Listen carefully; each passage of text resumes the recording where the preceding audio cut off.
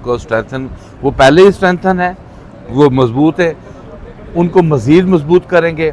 अब ये नहीं होगा कि अडियाला जेल से बाहर निकला, जो निकला उसने अपनी राय कायम कर ली, नहीं, इस तरह नहीं।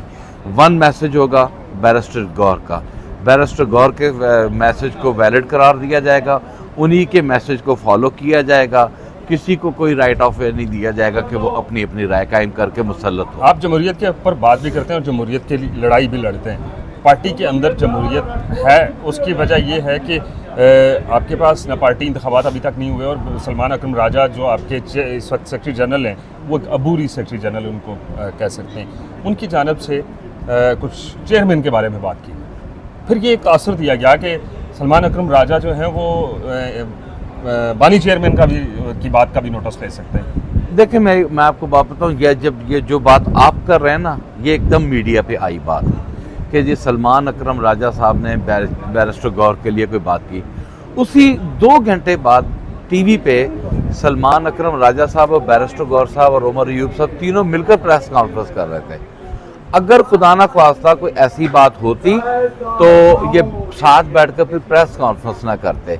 तो मेरा ख्याल है कि बहुत सारी चीज़ें, बहुत सारी ऐसी चीज़ें जो जो है ना गलत बयानी, मतलब उस पर हो रही है, वो गलत उनको जो है वो इंटरप्रेट किया जा रहा है, हकायक बरक्स कुछ और हैं।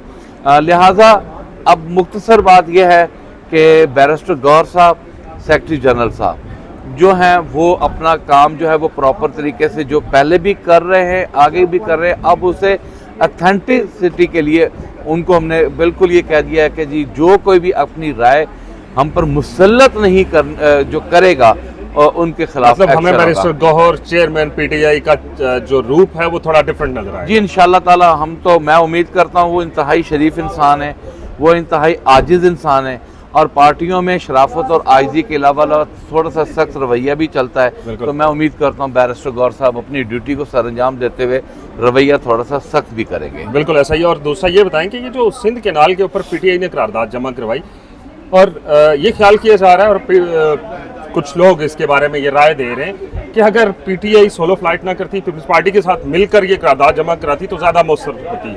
आपकी इतला के लिए अर्ज़ है, मैं आपकी अभी कन्फ्यूजन दूर कर देता हूँ। ये जो करारदाद की हम पर बात की जा रही है ना, मैं आपके इस प्रोग्राम की वसासत से बिल्कुल कैटेगरिकल करता हूँ। ये करारदाद हमारे अपोजिशन लीडर की जानिब से 13/3/25 को जमा हो चुकी थी। आज कौन सा महीना है? ये चौथा चल रहा है, ठीक है। 13/3/25 को, बल्कि 12/3/25 को ये मेरे पास सिग्नेचर्स हैं, तमाम अरकान असेंबली के सिग्नेचर्स हैं। ये उमर अयूब साहब सिंध में पानी का जो इशू बनने जा रहा था, जब ये नया मामला उठने को जा रहा था, हमारी जानिब से पाकिस्तान तहरीक इंसाफ की जानिब से ये करारदाद उस वक्त आ चुकी थी। अच्छा। और ये बिल्कुल मैं पूरी अवाम को, पाकिस्तान को बताना चाहता हूँ, सबसे पहली पार्टी पाकिस्तान तहरीक इंसाफ है जिसने सिंध की तकसीम या सिंध के जो पानी पे जो 6 कैनाल्स का जो इशू है उसके ऊपर आवाज उठाने वाली पहली जमात पाकिस्तान तहरीक इंसाफ। और ये रिकॉर्ड की बात है, ये मेरे पास रिकॉर्ड मौजूद है। जब चाहे जिस तरह आप इजाजत देंगे तो ये स्क्रीन पे चला भी देंगे हम। जी बिल्कुल।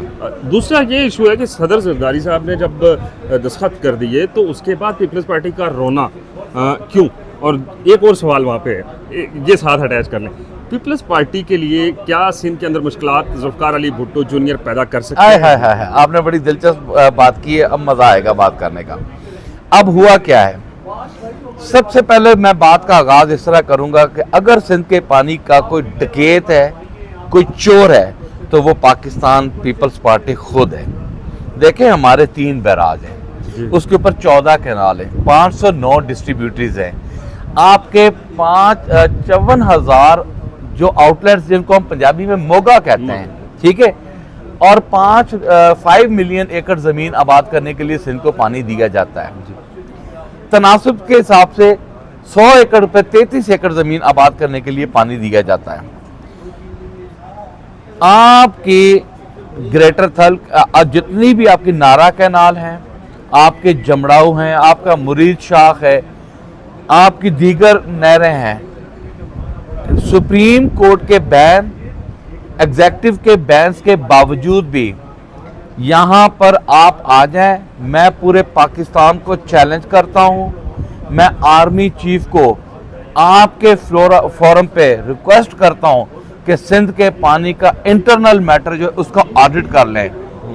सबसे बड़ा बेनिफिशरी 5-5 हज़ार एकड़ ज़मीन के पानी, जो बंदे की ज़मीन है ना उसको पानी दिया गया 10,000 एकड़ ज़मीन। और आसिफ अली जरदारी साहब ने अपने दोस्तों को कैसे नवाजा है कि आप जाएं, जाकर ज़मीन मुकादे पे ले लें। मुकादा कहते हैं ठेके को, ठीक है, ठेके पे ले लें।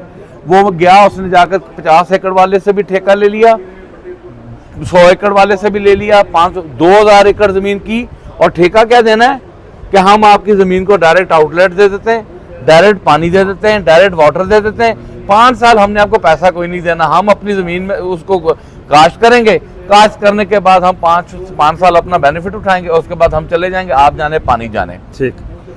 आपकी नारा पे, कोठड़ी बराज पे जितनी चोरी है ना पाकिस्तान पीपल्स पार्टी ने की है, ये रिकॉर्ड पे लाना बहुत ज़रूरी है।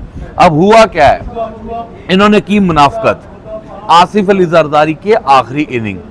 देखिए वो बुजुर्ग हैं, मैं किसी को बददुआ तो नहीं दे रहा, अल्लाह ताला उन्हें ज़िंदगी से दें, लेकिन वो मरते मरते जाते जाते वो अपने बेटे के लिए खंदक खोद के जा रहे हैं, वो अपनी इनिंग खेल के जा रहा है।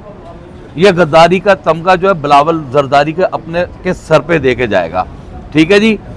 सिंध के पानी के ऊपर पहले ये चोर हैं, मजीद 6 कैनाल की हामी भर के पाकिस्तान पीपल पार्टी ने सिंध के आम किसान की जो है वो उनको उजाड़ के रख दिया, मौत लिख दी, मौत लिख दी। अब मैं आपको बताऊं, सिंध आबादगार वाले हैं 2013 में जब यहाँ पर आए थे तो यहाँ पर पाकिस्तान पीपल पार्टी अपोजिशन में बैठी थी। मैंने पीपल्स पार्टी से कहा कि वो सिंध आबादगार वाले प्रेस क्लब के सामने धरना देकर बैठे हुए, उनके पानी का मामला है, आप मेरे साथ चलें। और मैं अब उन लीडर्स का नाम, इसलिए वो आज भी इस ईवान का हिस्सा हैं, मैं उनका नाम लेना नहीं चाहता। उनको मैंने कहा कि आप मेरे साथ चले, उनका जाके एड्रेस करें, उनका मामला हल करें। उन्होंने स्टेट में रिफ्यूज कर दिया। पीर साहब पगारा की जमात ने रिफ्यूज किया, दीगर जमातें जो सिंध की थी उन्होंने रिफ्यूज किया, एमकेएम ने रिफ्यूज किया। सिंध में के पानी पर एक एमकेएम का एमएनए बोला था, बाकी कोई नहीं बोला था। सिंध आबाद का जब वहां पर पता चला तो डायरेक्ट आउटलेट, मेरे पास ये रिकॉर्ड की बातें हैं, जितनी नहरों पे अपना डायरेक्ट आउटलेट थे 100-100, 150-150, एक नहर पे 100 आउटलेट्स, डायरेक्ट पानी चोरी, खुला पानी पी रहे हैं। और गरीब किसान के जानवर को पानी पीने को नहीं मिल रहा था, और अब आप पानी भी चोरी कर रहे हैं, गरीब किसान का पानी भी आप लेकर जा रहे हैं, ऊपर से आप नहरों पे कॉम्प्रोमाइज कर रहे हैं, आप उनको मजीद मौत के मुंह में उतार रहे हैं। आपका तो कुछ नहीं जाना, गरीब किसान ने मर जाना है। ये देखिए 6 नहरों के ऊपर, देखिए मेरी बात सुने, ये पाकिस्तान है ना, अगर हम समझते हैं कि हमने जी हम ग्रेटर थल कैनाल का एक्सटेंशन देकर हमने ज़मीनें आबाद करनी है, हमने अपना रैनी कैनाल को जो है आबाद करना है, हमने अपना इसको जो आपका डेजर्ट एरिया है इसको हमने आबाद करना है, हमने थर कैनाल को आबाद करना है, कोई हर्ज नहीं है, करें। लेकिन यार सवाल ये है कि उनको पानी कहाँ से देना है, उस एक्सटेंशन में पानी कहाँ से लेकर आना है, वो पानी कहाँ से, पानी का मसला सिंध का मसला नहीं है, पानी का मसला पंजाब का मसला, पानी का मसला पूरे पाकिस्तान का मसला है। आपने SIFC बना दी, SIFC में आप पानी के ऊपर एक एजेंडा, एक पॉइंट भी आप बताएं कि हुकूमत पाकिस्तान ने कोई इक़दाम उठाया कि हमने आगे अपने आने वाली नस्ल के लिए पानी कहाँ से लेकर आना है।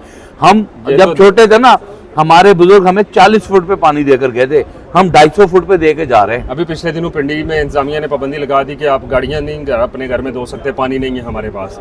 मतलब तो आप गाड़ियां धोने के लिए पानी नहीं है, तो आप डाउन स्ट्रीम में कहते हैं कि जी हमने एक्सटेंशन करके कैनाल्स की और उनको आबाद करना है। दूसरा सवाल था वो जो जुल्फकार अली भुट्टो जूनियर साहब आए जी बिल्कुल। देखें अब पानी के मामले पे हुआ क्या है, पानी के मामले पे हुआ क्या कि जब ये उन्होंने 6 कैनाल्स को की एक मुनाफकत की, इन्होंने 6 कैनाल्स के ऊपर डकैती डालने की कोशिश की।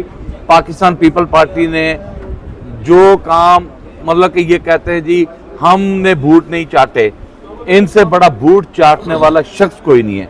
बिलावल भुट्टो की जो तरबियत उसका बाप करके जा रहा ना, वो डेमोक्रेटिक नहीं है, वो सिर्फ बता के जा रहा है कि बूट कैसे चाटने और अपने इक़्तिदार के को कैसे संभाला देना है। वो जो अभी तक क्या हुआ? 26 आईनी तरमीम में पाकिस्तान पीपल्स पार्टी ने बूट नहीं चाटे, बूट चाट के अपने इक़्तिदार को संभाला नहीं दिया। पीका एक्ट के ऊपर पाकिस्तान पीपल पार्टी ने बूट नहीं चाटे, अपने इक़्तिदार को बचाने के लिए ये काम नहीं किया। 6 कैनाल का गरीब किसान के पानी के ऊपर डकैती करके अपने इक़्तिदार को संभाल, और आज ये अंदर यहाँ पर रोना रो रहे हैं। इतनी बड़ी मुनाफिकत। तो इनको जो सियासत है वहाँ पे सिंध के अंदर, हाँ, अब हुआ क्या? अब मैं नहीं, अब सिर्फ एक जुल्फकार अली भुट्टो जूनियर की बात नहीं, अब हुआ क्या? कादर बख्श तरक्की सिंध तरक्की पसंद पार्टी के लीडर हैं, उनका नाम कादर है गालबन। एक हैं रसूल लतीफ पलीजो, ठीक है। ये नेशनलिस्ट जमातें थी। जब इन्हें पता चला कि सिंध में पानी की डकैती होने जा रही है, इन्होंने एक वावेला करना शुरू किया। वावेला किया, किसान इत्तेहाद इनके साथ जुड़ गई, सारे के सारे जुड़ गए और सिंध में अवाम उठ खड़ी हुई। इसके ऊपर सोने पे सुहागा हुआ कि जूनियर जुल्फकार अली भुट्टो साहब भी आ गए, और मुझे उस शख्स से कोई तवक्का नहीं थी, कोई उम्मीद नहीं थी। मैं उससे समझता था कि शायद वो भी बिलावल की तरह जनाना ही है, लेकिन जिस तरह वो बोला, जिस तरह उसने सिंध के पानी के ऊपर अपना मौक़िफ़ पेश किया, जिस तरह वो सड़कों पर निकला, जिस तरह वो बुरतो, मुझे मीर मुर्जा भुट्टो की एक झलक नजर आई, मुझे उसमें जुल्फकार अली भुट्टो की एक झलक नजर आई। मैंने देखा खून खून ही होता है, वो जहां भी हो अपना आप बता देता है, वो डंट डाल सकते तो हैं वो मैं अब मेरा ख्याल है कि सिंध के अगर वो मुनज़्ज़म हो जाएं, अगर वो अपने बाप की सियासत को उजागर कर लें, अगर वो जुल्फकार अली भुट्टो साहब की सियासत को उजागर कर लें, मेरा ख्याल है कि वो उस वक़्त तक शायद मुमकिन नहीं जब तक जरदारी है, लेकिन जरदारी के बाद मुझे जुल्फकार अली भुट्टो जो है जूनियर, वो बिल्कुल स्क्रीन पे आता हुआ नज़र आ रहा है। वक्त देने का बहुत शुक्रिया। पाकिस्तान में जमहूरियत के लिए बहुत सारे लोगों ने कुर्बानियाँ दी हैं, और अब जो डॉक्टर निसार जाट और दीगर जो सियासी तजियाकार कह सकते हैं, सियासतदान कह सकते हैं, वो लोग जुल्फकार अली भुट्टो जूनियर की सिंध के अंदर एंट्री को बिलावल भुट्टो जरदारी और पीपल्स पार्टी के लिए एक ख़तरा करार दे रहे हैं। दीजिए इजाज़त, अल्लाह हाफ़िज़।